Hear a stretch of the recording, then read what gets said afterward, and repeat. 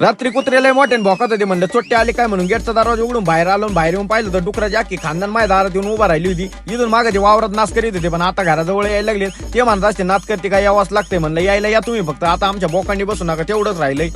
तर जय श्रीराम भावांनो, मी विक्या ब्लॉगर स्वागत आहे तुमचं सगळ्यांचं आपल्या एका नवीन ब्लॉग मध्ये. सकाळ सकाळ पंचा बांधून चष्मा लावला, डायरेक्ट टोळी उचलली आणि टोळी घेऊन चाललो होतं शनी शिंगणापूरला दर्शन करायला. पंचा कसा दिसतोय भाई तेवढं कमेंट मध्ये सांगा. गर्वच आहे का हो हिंदू आहे. जय श्रीराम नाही का.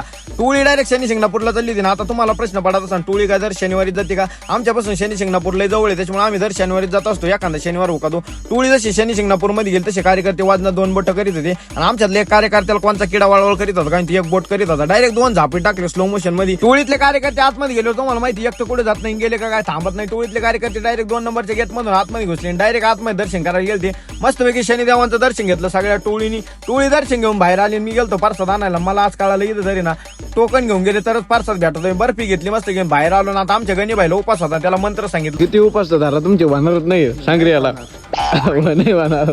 उपास धरून जर फिक्स होत असलं तर आमच्या टोळीतले कार्यकर्ते निम्मे असे ते फिक्स मध्ये उपास धरते. आता आमच्या टोळीतला मोठा गणीबाई सोडला तर बाकीचे सगळे संडे, त्याच्यामुळे त्यांना उपास धरावच लागते. आणि आता आमच्या टोळीतल्या 2-3 कार्यकर्त्यांचं यंदाच्या वर्षी का व्हायना आयारात नाव यायला पाहिजे अशी माझी इच्छा आहे. पण त्याच्यात माय ना आमच्या टोळीतल्या 2-3 कार्यकर्त्यांचे गुण असे त्यांना पाहून डीजेवाल्यांना घाम येतोय. मग लोक काय विचार करीत असतील ते सांगा तुम्ही कमेंट मध्ये. येता घाटातल्या मारुतीचं दर्शन घेतलं मस्तपैकी. दर्शन बिर्शन घेऊन घरी आलो. गाडीवर येतात की 600 भयान झाले. चुलत्याने घरी आले डायलॉग टाकला, म्हणजे तुला काय कटिंग करायला पैसे नाही काय, 100 मारू काय. आरा म्हणलं आता तर सगळी गेली. त्याच्यामुळे पहिले टोपी विपी घातली आणि आवरून बिवरून आरच्या पुढे जाऊन उभा राहिलो होतो. मस्तपैकी साईडवर निघलो होतो. आता पाय तर लय दुखत होता, पण काय करणार, जिम्मेदारी लय मोठी ना. काय सांगत आता जे आहे ते बरं आहे, ज्याचं त्यालाच माहित असतं. आता तुम्ही म्हणत असता ब्लॉग मध्ये शिवाय देणार होता, थांबा ना उद्याच्या ब्लॉग मध्ये.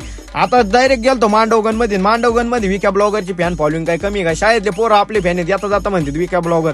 2 बोटाचा विषय नात करती काय यावाच लागतंय. मस्तपैकी टोप्या बिप्या भरून घेतल्या कॉलमच्या सगळ्या. आणि आता खरं सांगायचं म्हणजे आमच्याकडे पाहून गाडी धांद्यात उतरलेले लोक आज आम्हाला गाडी धांदा शिकायला लागलेत. खरं तर सांगायचं म्हणजे 3009 9000 नाव ऐकलंय कधी.